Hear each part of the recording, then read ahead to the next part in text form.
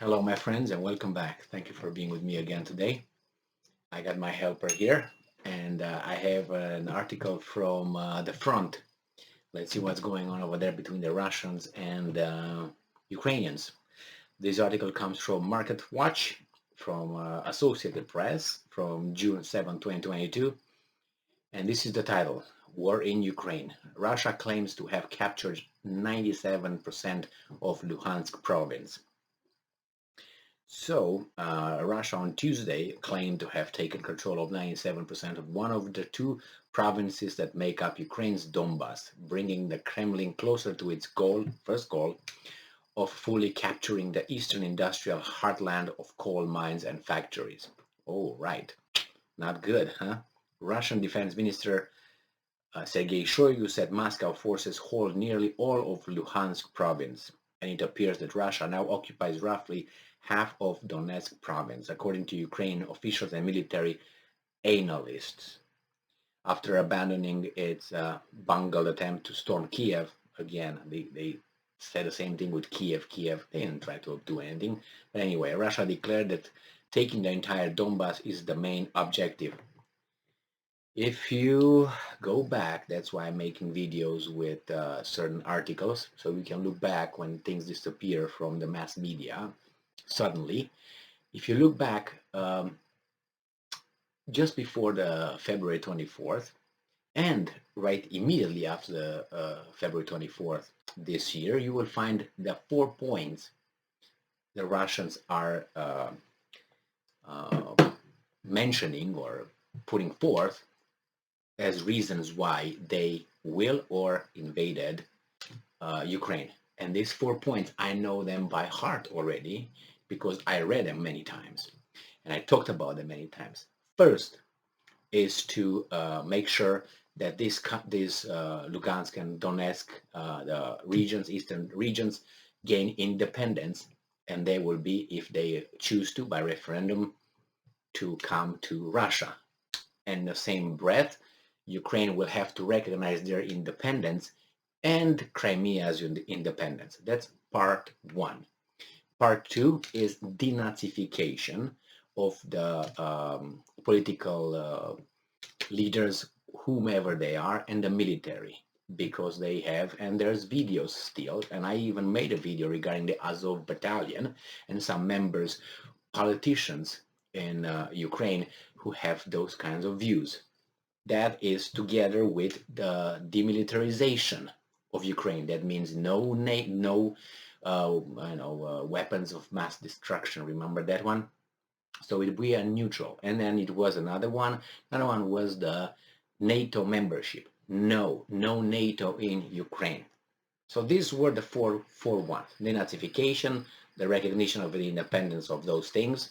Then it was demilitarization and NATO. No NATO. That's it. Four.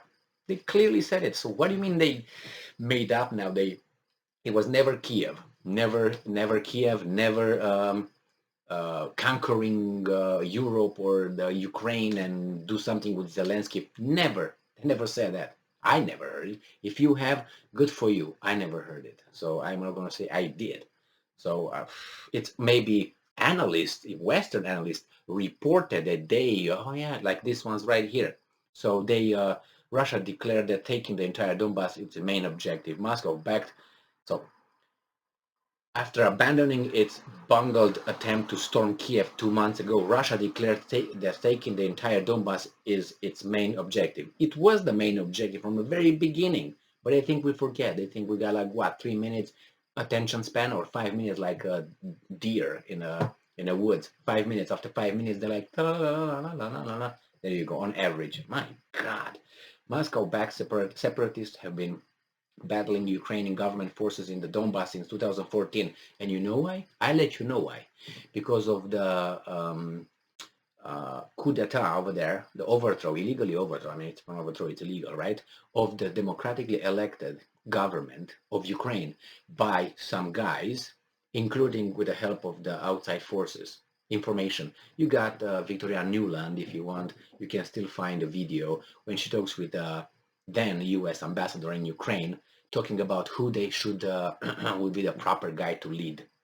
That's just a little explanation of who did what. And after they took control of the country, some people died in that spontaneous uprising, right? After that, the Russia says, you know what, we don't recognize the new government or whatever. It was an overthrow of a legitimate government. From now on, you're not legitimate. That's standard procedure. It's not Russia that Russia does. All the countries do that unless you are part of the overthrow. If you're part of the overthrow, you immediately recognize that the new government and the new guys in power and so on. Now, when that happened, these guys instituted some laws against the guys in eastern Ukraine, which are Russian-speaking population.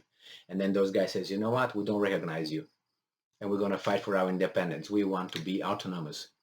We want autonomy within Ukraine. What did the Ukrainians do? Did they talk to them? No, they sent the tanks. They sent the Ukrainian army to kill those guys. And those guys, oh no, we're going to get arms and fight you back. Russians help with armament, or maybe logistics, maybe advisors, like Americans in Vietnam at the beginning, advisors, yeah, who knows? Maybe with some troops, there's no evidence, but everybody said, oh yeah, they fought. So that's what happens in 2014, since they said, okay, we're not going to recognize the new guys who overthrew the legitimate leader. So that's what they are talking about.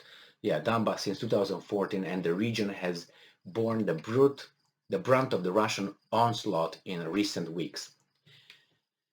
Early in the war, Russian troops also took control of the entire Kherson region and a large part of Zaporozhye region, both in the south. Russian officials and their local appointees have talked about plans for those regions to either declare their independence or be folded into Russia. They will have referenda.